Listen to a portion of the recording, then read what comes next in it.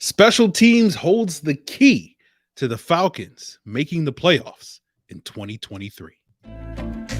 You are Locked On Falcons, your daily Atlanta Falcons podcast. Part of the Locked On Podcast Network, your team every day.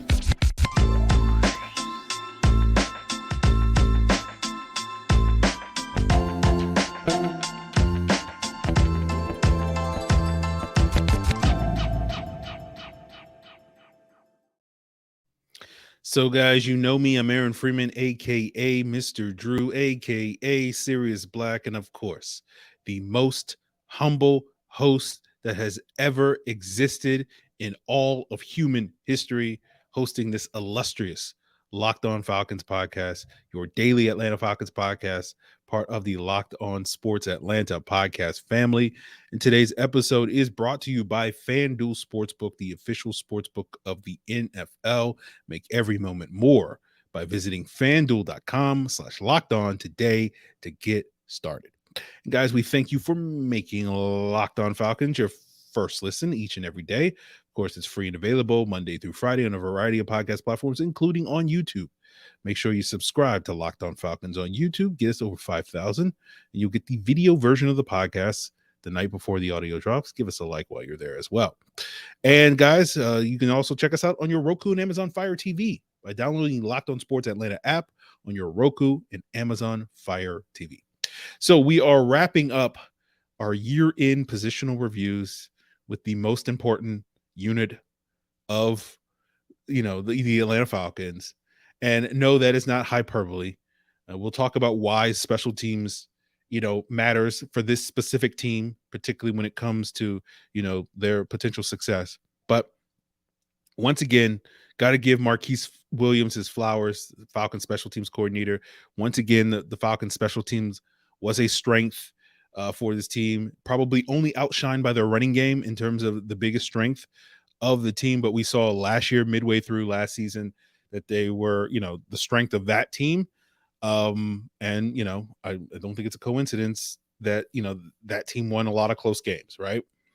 And, once the Falcons got Thomas Morstead, they had a good special teams unit. And, that's like when, as an aside, it has nothing to do with special teams. But when I hear Falcon fans like, I don't want this team to be a bunch of Saints cast-offs. And I'm like, well, the New Orleans to Atlanta pipeline has been pretty good for the Falcons over the last, 30, 40 years. Right. You go back to the 90s, especially with Morton Andersen and Bobby Hebert and Michael Haynes and Ironhead Hayward and Brady Smith and Ashley Ambrose, all these former Saints that, came to Atlanta were successful. Maybe not so much with the Wayne Gandys and the Tyler Davidsons, but, Morstead, brought us back to there. So, when I hear people say I don't want those Saints cast offs, I'm like, okay, whatever, that's fine. You do you. But, I think the special teams was a strength this year to get back on track. Right. And I think it's going to matter again in these sort of close games, right? That with the Falcons, because they're not going to be this super potent offense that is going to, I'd love to see it, but in all likelihood, they're not going to be, this offense that can just basically cook up a 50-yard bomb on any given play in the near future. Some of these close games are going to come down to, having a good special teams unit, right? We saw that, manifest itself this past year where the Falcons were the only team in the NFL that had 2 blocked punts this year, right? Or blocked 2 punts, right? And that was pivotal in the comeback against the Rams. It was pivotal in their win against the Cardinals late in the season, right? And obviously we're going to work towards, as an organization, to improve the quarterback play, improve the defense, and hope that can, get to a level of competent to good play. And that's going to do a lot to improve this team's chances of making the postseason this upcoming season. But we see all constantly how these close games come down, a special teams play here or there can mean the difference in winning and losing a game. You saw that in the Super Bowl on Sunday night, right? Where if Kadarius Toney doesn't have that big punt return at the end of the third quarter, the beginning of fourth quarter, whenever that was, I don't know if the Saints, I don't know if the Chiefs win that game, right? In addition to the other things that, went their way with the defensive touchdown off of a turnover or whatever. Like, the notion that a lot of people had was like Philadelphia is the better team. I think proved to be the case, and without defense and basically a score off of special teams, or at least setting up a score off of special teams, the Chiefs probably don't win that game. And you go back to the Bengals game with the Falcons earlier this season, and imagine a scenario where the Falcons defense is at least decent and they're not necessarily, giving up 28 points to the Bengals in the first half of the game. Maybe this year's defense only gives up like 24 points to the Bengals. And, that score that we wound up getting, that Avery Williams got that big 56-yard punt return that set up that field goal to close out the half, right? And that gives, puts the Falcons down in that game 28-17. But let's imagine again, we're playing a team like the Bengals in 2023 and they're down 24-17. And with Desmond Ridder at the helm, where, the Falcons were, consistently able to score coming out of halftime, which was not the norm under Marcus Mariota, all of a sudden, you're in a position going into the third quarter where you could tie the score at that point, in large part due to the boost that you got at special teams at the middle of that game. And so, those are just some ways to illustrate why special teams can be critical in a lot of these one-score games, that if the Falcons do wind up making the playoffs this year and winning 9, 10 or more games, right, it's probably going to be like, let's say they win 10 games this year, it's probably going to be because they had like an 8-4 record in one-score ball games. And I guarantee you that several of those 8 wins that they have in those one-score ball games, there will be a critical play made by the special teams unit to help the Falcons win that game, whether it's a big return, whether it's a big time field goal, whether it's a coffin corner punt or whatever, or a block kick or something like that, that can mean the difference. So wanted to point out why special teams matters, and why the Falcons special teams is so good, right? Because they check pretty much all the boxes. As I mentioned earlier, you had, the blocked kicks, right? You also had a blocked field goal. Ade had a blocked field goal, and maybe I'm blanking on another block that they had earlier in the season, right? Obviously Younghoe Koo has been money in the kicking game, right? Hit 4 essentially game winners with like 2 walk-offs this year, if I'm not mistaken. Now, he probably missed 1 or 2 kicks more than usual from beyond 40 yards. Like when you look at his historic number, his career numbers from field goals beyond 40 yards, I think going into the season, he was like 87% accurate on field goals of over 40 yards. And this year he was like 76% accurate on those kicks. And the difference between that 87 and 76 would have been basically like 2 made field goals. I know the Chargers that Missy had late in the Chargers game was probably one of those 2.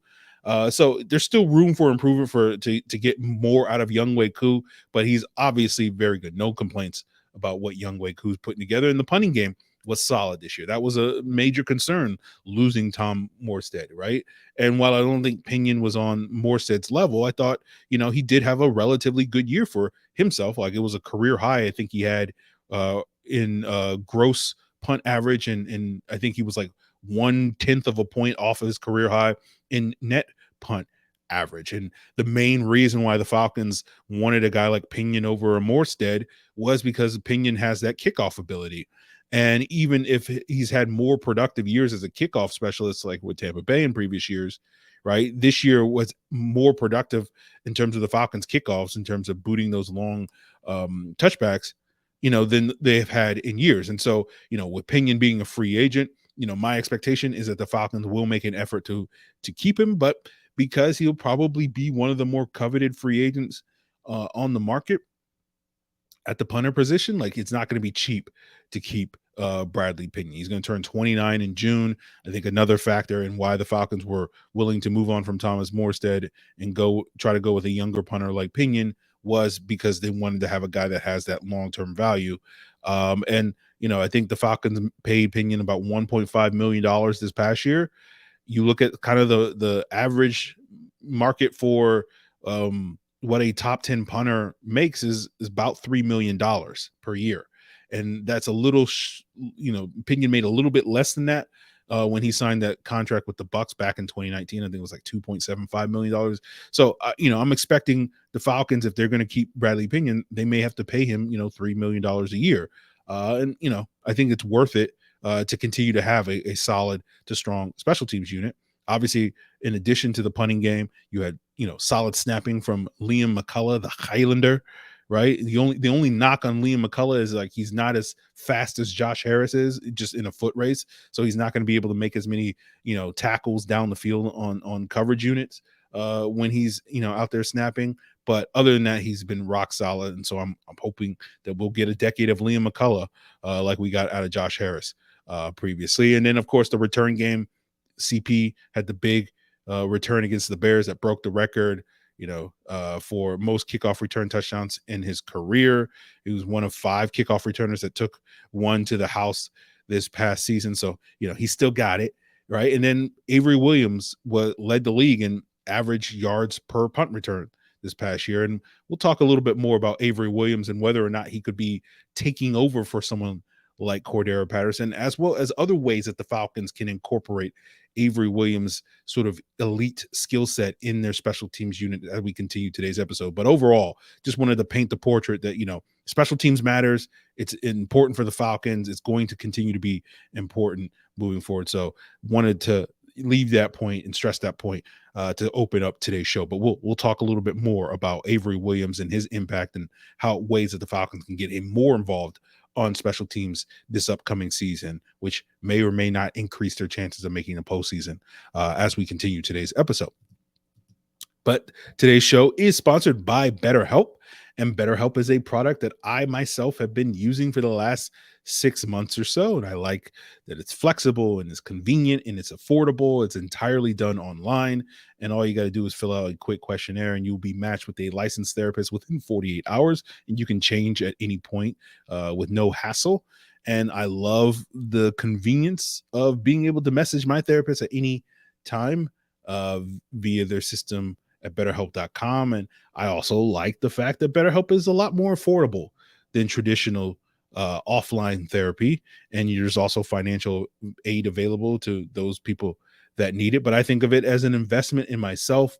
And one of the things that BetterHelp has helped me with in terms of some of my coping skills is understanding that you can only control the things that you can control, right? And stressing about the things that are out of your control doesn't necessarily help you. And so if you are looking to make a similar investment in yourself, if you want to live a more empowered life, therapy can help get you there. So visit betterhelp.com/lockedon today to get 10% off your first month. That's BetterHelp, HELP.com/lockedon. So continuing today's episode, let's go in depth about Avery Williams, right? And, I think starting off with the return conversation, I'll be curious to see if he takes over full time as the kickoff returner this upcoming season over Cordero Patterson. Now, I do expect Patterson to be back with the team. We discussed that with the running backs breakdown. It doesn't make a ton of sense for the Falcons to move on from Patterson this offseason, in my opinion. So we'll see if those expectations are met. But, I imagine now that Patterson has the record, there's no real reason or not as many compelling reasons for the Falcons to have him continue as their kickoff returner outside of, maybe like, oh, well, we need a big gain in the fourth quarter to help set up a score for a game-winning sort of thing. Because you just imagine like not having him return kicks would probably keep him fresher, right? But then again, you wonder if that's going to be as big a concern if the Falcons wind up, drafting a running back like I think they should. We'll see if they will. And so, I think there's a real opportunity for Avery Williams to be the team's primary kick returner in addition to being the team's primary punt returner. Now, I thought Williams as a rookie in 2021 was a better kick returner than he was a punt returner. And this past year, I think that switched, right? And, I think, and this is nitpicky, right? As I am wont to do. But like, I feel like Williams is a good returner, both as a punt returner and kickoff returner, but there is something that is missing. And it goes back to the conversation you've heard me have on these breakdowns, talking about the team's need to get more speed, particularly on offense at running back, wide receiver, and to a lesser extent, potentially at corner as well. But there is a scenario where I can imagine where the Falcons, add to those various positions. And if they, wind up drafting a player that has return experience that can bring a little bit more juice to the position, it would totally make sense for the Falcons to have that guy return, kicks or punts or whatever, just because the only real knock on Williams is he's not a slow guy by any means, but he doesn't accelerate as quickly as you want, like, again, you can just imagine a player that can go from 0 to 60, so to speak, a little bit quicker to him to get to that top speed a little bit quicker. That could be a little bit more dynamic in the return game, especially on kickoffs and punts to a certain extent. But again, that's mostly nitpicking when it comes to Avery Williams. He's certainly quick. He's certainly fast. At worst, he's a solid punt returner and kicker returner. He's a very tough runner. So no real complaints with Avery Williams. Just talking about, like, there's a path where if the Falcons do get that speed threat on offense this offseason, maybe that guy could, usurp Williams as the team's primary return specialist. And that will just add a little bit more explosiveness to the return game than they already have, which is already solid in terms of its production this past year. But obviously, if you can get 10% better, why not? Right. But the main gripe I have with Avery Williams has little to do with his return skills. And it's not really an Avery Williams issue. It's a Marquice Williams issue, right? It's like, why is this guy not on punt coverage on a regular basis? And like, I made this joke, I think, on last year's special teams review, where I likened it to the scene in Infinity War, for all you Marvel stands, where Okoye, when they were doing the battle in Wakanda, and Scarlet Witch came down to protect them, and Okoye was like, why was she up there the whole time? Because it was like the Buffalo Bills game, I think it was, at the end of the season, where Avery Williams was working out as like a gunner on the punt team, and created a fumble on a punt that led to a safety that gave the Falcons all the hopes and dreams that they wanted in that game. And I'm like, yeah, like, this dude could have been making plays all the time on punt coverage, but he doesn't play on punt coverage. And this year, once again, like, outside of like a handful of games, he wasn't really a regular on punt coverage. And I just sit here and I go, like, get this guy on as many special teams units as possible. And we talked about this, I think, briefly when we talked about Erik Harris on the safety breakdown. And Erik Harris served as the team's personal protector on their punt coverage team, which Avery Williams dabbled at this past year and in previous years. And when Avery Williams has not been dabbling as the personal protector on the punt coverage team, he's the gunner on the punt coverage team, which is the two guys that line up wide. And that's primarily been Mike Ford and Kadero Hodge this past year. And I talked about how I thought, Hodge was really good in that role. Mike Ford was okay in that role. And obviously Erik Harris was fine as a personal protector. But I feel like, with the expectation that Harris, or with Hodge coming back, I feel very confident saying that. I think it's very likely that Ford will be back, but Harris is the one of these three guys that could make way for an Avery Williams, who I'm not convinced that Erik Harris is going to get re-signed as a free agent, right? In part due to my expectations that the Falcons may pull the trigger on a safety late in the draft that could push Erik Harris off the roster, take his spot on special teams, and that would open the door for an Avery Williams to be more involved in the punt coverage unit. And I'm just like every time this guy's out there, he just makes plays, right? Whether it's as a returner, whether it's as a cover guy. So I'm just like, we got to get this guy more involved, right? And so like, I'm like, there's no reason, I don't know what I might have to come to Marquice Williams. I threatened him last year with the who was the kicker that we kept cutting and bringing back? I can't remember who it was. I'm sure some of you guys are yelling at your phone, like, how do you forget this guy? I'm like, yeah, it's how inconsequential it was. And I was just like, why do they keep cutting good players off their practice squad to bring back this kicker? Was it Elliott Fry? I can't remember who it was, but and so like, that was the thing that, I threatened Marquice Williams on the pod, and I know they listened to the pod. And then a couple of weeks later, they let Elliott Fry, or whoever that guy was, go permanently. And I was like, okay, yes, they're clearly listening to the pod. So Marquice, come on, man, get Avery Williams on punt coverage team. Right, that's going to add at least one win to the Falcons win total in 2023. I promise you. So find a role for him, whatever you got to do. Get this guy on the football field, right? He's literally the Scarlet Witch. He can take on Thanos single-handedly. All right, so that's my advice to Marquise Williams. And we'll wrap up today's episode talking about more about the impending free agents like Erik Harris that are going to be uh that are on the Falcons coverage units, and we'll talk about sort of who are the good cover guys and who are not to wrap up today's episode. So we'll get into that as we continue today's episode, guys. But I do want to plug Locked On Sports Atlanta as a possible second listen for you. Check out ATL Day Ones with Jarvis Davis and Tanisha Batiste, and Hitting Hard with John Chuckery.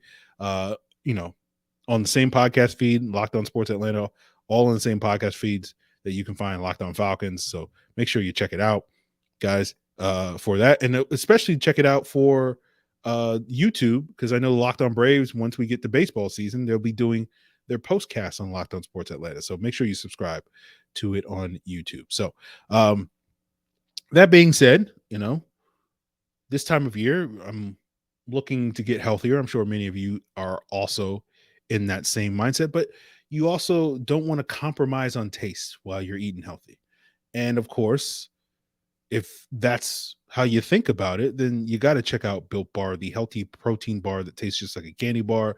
And the thing that makes Built Bar so good is they're all covered in 100% real chocolate, and you can get, tried and true flavors like peanut butter brownie, coconut almond, or, near the top of my power rankings. And not only do Built Bars taste great, they're healthy for you too. You're only getting 130 calories, only 4 grams of sugar, but a whopping 17 grams of protein. And for years, I've told you guys to head on over to built.com, and you can still go there to check out new flavors and sales. But more importantly, you can now get Built Bars at your local Walmart and Sam's Club. That's right. Head to your nearest Walmart, walk to the pharmacy section, and you can get a 4-bar box of cookies and cream or double chocolate. Or if you're at Sam's, run in and grab a 13-bar box of brownie batter or churro. You can thank me later.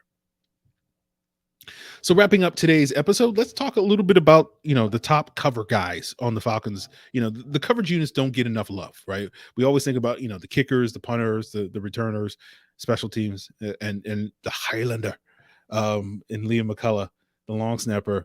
But the coverage units don't get enough love. And looking at PFF and seeing who the guys were the leaders in special team tackles this year, you had Kadero Hodge leading the team with 8, solo tackles.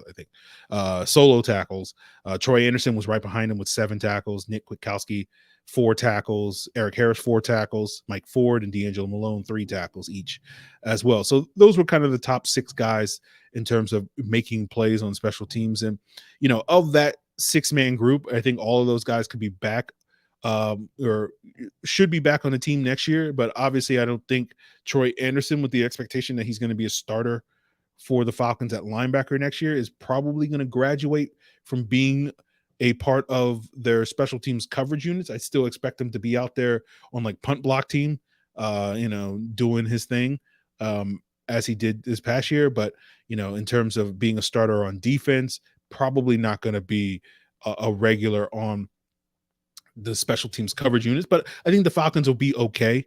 D'Angelo Malone was not a regular on punt coverage this year, but was on kickoff coverage. And so he could be one internal in-house candidate to fill that void. Michael Walker was a guy that, was a solid special teams player for his first 2 years. And with him graduating to being a starter early last season, could be, I don't know, demoted is not the right word, but, go back to being a special teams player, assuming that he's not going to be a starter next year, as we discussed in that linebacker breakdown. So I feel like the Falcons have internal candidates. I think keeping Nick Kwiatkowski makes a ton of sense because of the value he brought on special teams. But as we discussed in that linebacker breakdown, like, he could find greener pastures elsewhere, a team that may, I don't know if Kwiatkowski has a clear path to starting for the Falcons this upcoming season. It's possible, right? But my expectation is the Falcons will invest significantly at that linebacker and add at least one guy that they expect to start this year, whether it's a free agent or a draft pick, remains to be seen. And so therefore, like, Kwiatkowski could be theoretically in the mix to start, but probably will be on the outside looking in. So therefore, it would make sense if he went elsewhere to a team that, he would not necessarily be on the outside looking in for a starting spot. And I do feel like, the Falcons do have some potential replacement options in-house, like Nate Landman and Dorian Etheridge, that could be internal candidates for replacement, or, the possibility that linebacker at the Falcons may draft as well could fill the void for Kwiatkowski As I mentioned earlier, I do expect Hodge and Ford to be re-signed as free agents. Harris is a maybe. And in addition to Avery Williams potentially taking over as that personal protector, I certainly think there's a way where the Falcons draft a safety potentially late in the draft that could also fill that role. Maybe they put Jalen Hawkins there, right? If he's going to be a reserve, he's already a part of the punt coverage units. But there's also in-house candidates like Jared Bernhardt and Felipe Franks, who both got work as the personal protector during this past preseason.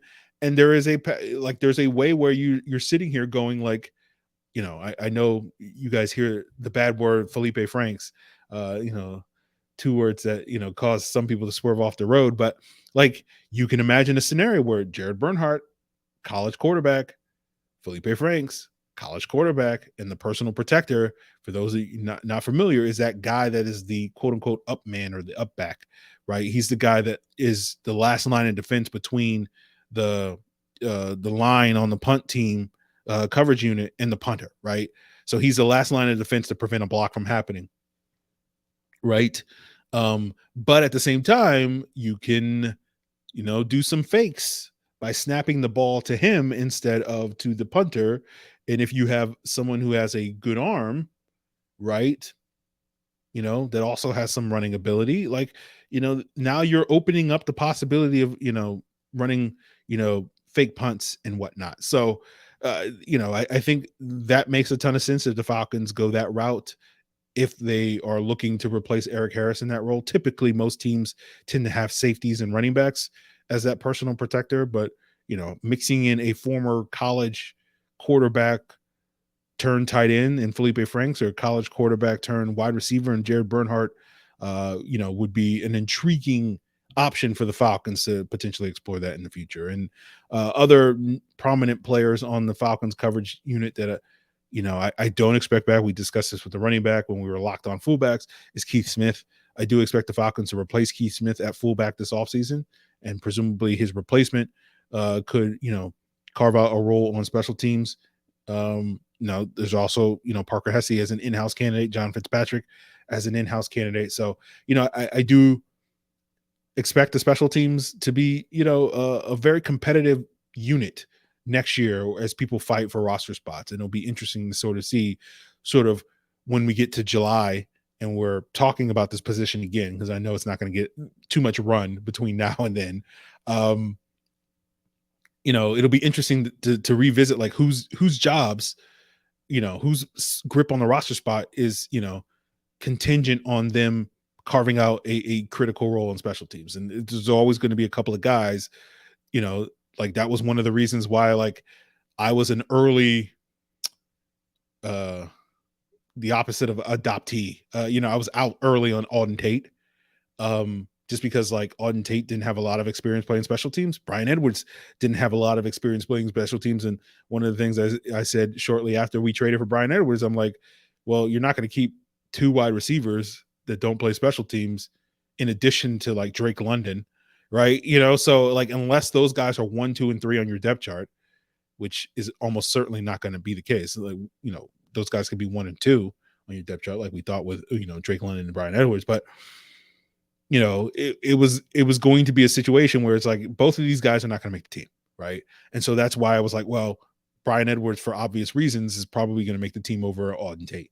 And that proved to be, clairvoyant, prophetic, as some people may say. And that those are just the insights and skills that I have. And this is why special teams matters. Like, no one pays enough attention to this until we get to training camp. And then people are like, I don't understand why the Falcons are cutting Auden Tate. And it's like, I told you 3 months ago, like, special teams matters. But I look forward to having those conversations basically 6 months from now. So that's where we'll wrap up today's special teams review. We have completed the positional breakdowns. I appreciate all of you that still listen to this stuff.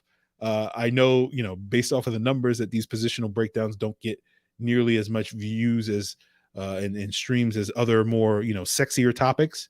But I always know that, the true, the Locked On Falcons truthers, the true fans, just have that little bit of extra knowledge and insight into the football team that the quote unquote casuals don't have, because they listen to all of these positional breakdowns, and there's always a couple of nuggets of information that you can truly get that is going to, you plant that seed and it will, sprout into a plant, months down the road. So I'm done talking. Tomorrow's episode will probably be another mailbag. I'm kind of waiting for the Falcons to announce their coaching staff, and I was hoping that we would get that, hopefully in the next 24 hours so I could talk about that, but we'll see.